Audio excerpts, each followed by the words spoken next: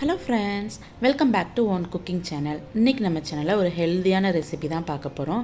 கருப்பு உளுந்தை வச்சு உளுந்தங்கஞ்சி பவுடர் எப்படி வீட்டிலேயே ரெடி பண்ணலாம் அப்படிங்கிற வீடியோ தான் இன்றைக்கி நம்ம பார்க்க போகிறோம். ரொம்ப சிம்பிளான ரெசிபி, சேம் டைம் ரொம்ப ஹெல்த்தியான ரெசிபி. எப்படி பண்ணுறதுன்னு பார்த்துடலாம். வாங்க வீடியோக்குள்ளே போயிடலாம்.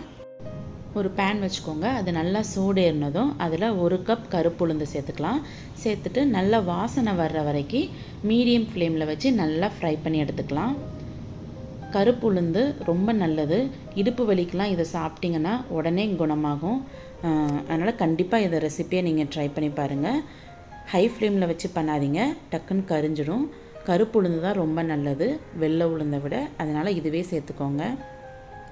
இந்த அளவுக்கு நல்லா ஃப்ரை ஆனதுக்கப்புறம் இதை ஒரு பிளேட்டுக்கு மாற்றிக்கலாம். இப்போ 1/4 கப் பாதாம் சேர்த்துக்கலாம். 1/4 கப் முந்திரி சேர்த்துக்கோங்க. 1/4 கப் வால்நட். இந்த 3ஐயும் சேர்த்து நல்லா ரோஸ்ட் பண்ணிக்கலாம்.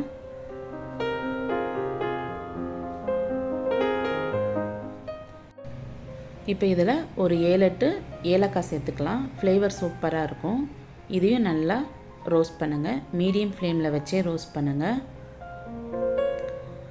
இந்த அளவுக்கு நல்லா ரோஸ்ட் ஆனதுக்கப்புறம் இதையும் அந்த பிளேட்டில் சேர்த்துக்கோங்க.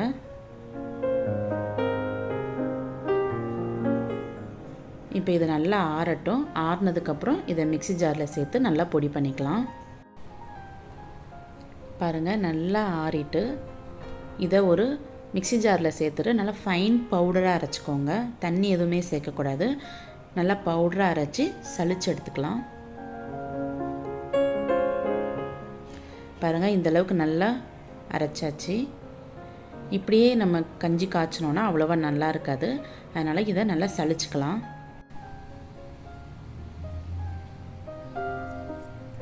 பாருங்கள், நல்லா ஃபைன் பவுடராக கிடச்சிருக்கு. இதே மாதிரி எல்லாத்தையுமே சலிச்சு எடுத்துக்கலாம்.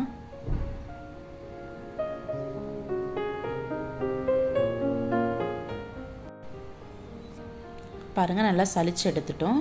இப்போ இந்த மாவை இன்னொரு தடவை மிக்ஸி ஜாரில் போட்டு நல்லா கிரைண்ட் பண்ணி எடுத்தீங்க அப்படின்னா நம்ம கடையில் அரைச்சி வாங்குவோம்ல அதே அளவுக்கு ஃபைன் பவுடராக கிடைக்கும். அரைச்சி எடுத்துக்கலாம்.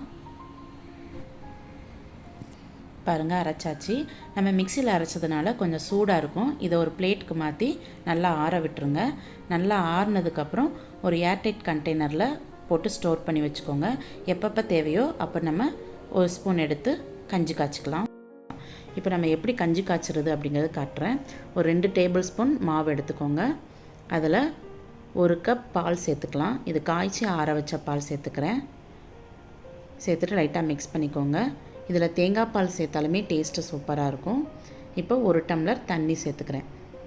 இப்போ உங்கள் ஸ்வீட்டுக்கு தேவையான அளவுக்கு இனிப்பு சேர்த்துக்கலாம். நான் 2 டேபிள் ஸ்பூன் நாட்டு சர்க்கரை சேர்த்துக்கிறேன்.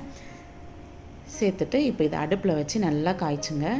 நல்லா கொதி வந்து லைட்டாக திக்காகி வரும். அது வரைக்கும் நம்ம காய்ச்சிக்கிட்டே இருக்கணும். டக்குன்னு ரெடி ஆகிடும். இந்த கஞ்சி ப்ரிப்பேர் பண்ணுறதுக்கு ரொம்ப டைம் ஆகாது. உடனே செஞ்சிடலாம். இந்த பவுட்ரு மட்டும் ரெடி பண்ணி வச்சிட்டிங்கன்னா போதும். எப்பப்போ வேணுமோ செஞ்சுக்கலாம். நமக்கெலாம் ரொம்ப நல்லது. குறுக்கு வலி இருக்கிறவங்க வாரத்துக்கு ஒரு 2-3 தடவை இந்த கஞ்சி செஞ்சு சாப்பிடுவாங்க. குறுக்கு வலி டக்குன்னு சரியாயிடும். குழந்தைங்களுக்கும் இதை கஞ்சி மாதிரி கொடுக்கலாம். விரும்பி சாப்பிடுவாங்க. டேஸ்ட் டிஃப்ரெண்ட்லாம் தெரியாது. ரொம்ப நல்லாயிருக்கும். கண்டிப்பாக ட்ரை பண்ணி பாருங்கள். பாருங்கள், நல்லா பொங்கி வந்துருச்சு. திக்காகி வந்திருக்கு. கஞ்சி நமக்கு ரெடி ஆகிட்டு. இதை கண்டிப்பாக வீட்டில் ட்ரை பண்ணி பாருங்கள். எல்லாருமே விரும்பி சாப்பிடுவாங்க. ட்ரை பண்ணி பார்த்துட்டு உங்கள் ஃபீட்பேக் எனக்கு மறக்காமல் கமெண்ட் பண்ணுங்கள். சேனல் உங்களுக்கு ரொம்ப பிடிச்சிருந்தா சேனலை சப்ஸ்கிரைப் பண்ணிக்கோங்க. அப்படியே பக்கத்தில் இருக்கிற பெல் பட்டனை கிளிக் பண்ணிக்கோங்க. ஓகே ஃப்ரெண்ட்ஸ், நெக்ஸ்ட் ஒரு இன்ட்ரெஸ்டிங்கான ரெசிபியோட நான் உங்களை மீட் பண்ணுறேன். அது வரைக்கும் பாய்.